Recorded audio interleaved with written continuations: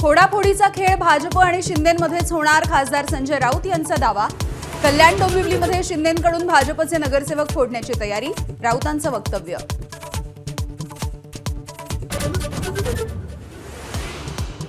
पडद्यामागे भाजपची ठाकरेंच्या शिवसेनेसोबत चर्चा सुरू असल्याची माहिती।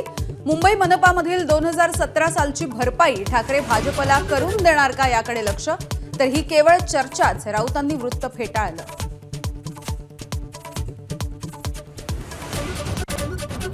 नगरसेवकांची फाटाफूट टाळण्यासाठी एकनाथ शिंदेंची मुंबईमध्ये धावाधाव। नवनिर्वाचित नगरसेवकांचा आजच गट स्थापन करण्याची शक्यता, कायदेशीर प्रक्रिया पूर्ण करणार।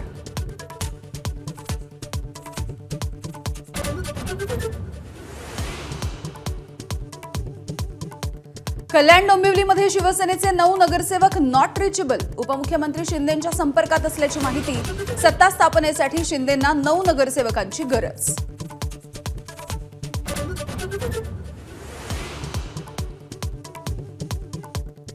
एकनाथ शिंदे भाकरी फिरवण्याच्या तयारीत। महानगरपालिका निवडणुकीमध्ये मंत्र्यांकडून अपेक्षित यश न मिळाल्यामुळे काहींचे पत्ते कट होणार। पक्षवाढीसाठी काम करणाऱ्या आमदारांना मंत्रिपदाची लॉटरी लागण्याची शक्यता।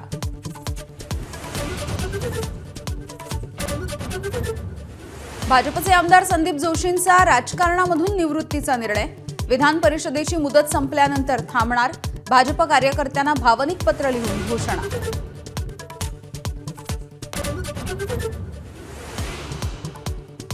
मंत्री भरत गोगावले यांचा मुलगा विकास गोगावले यांना अजूनही अटक का नाही? मुंबई हायकोर्टाचा रायगड पोलिसांना सवाल।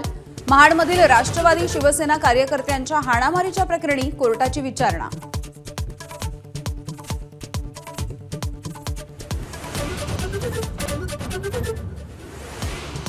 संभाजीनगरातल्या मैफिलमध्ये माजी खासदार इम्तियाज जलील यांच्यावरती उधळले पैसे।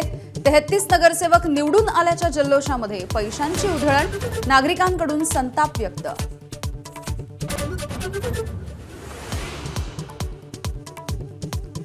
भिवंडीमध्ये कोणार्क विकास आघाडीचे माजी महापौर विलास पाटील यांच्या बंगल्यावरती दगडफेक। भाजपचे आमदार महेश चौगुले यांच्या समर्थकांनी दगडफेक केल्याचा आरोप। परिसरामध्ये तणावपूर्ण शांतता।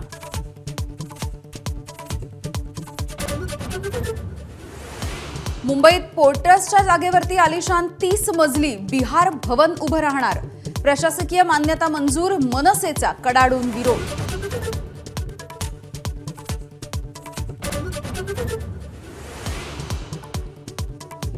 सोनं चांदीच्या दरामध्ये मोठी वाढ। 1 किलो चांदीचा दर 3,03,850 रुपयांवर।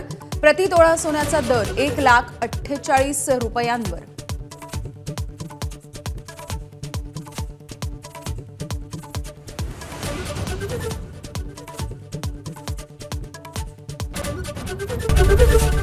एबीपी माझा, उघडा डोळे बघा नीट।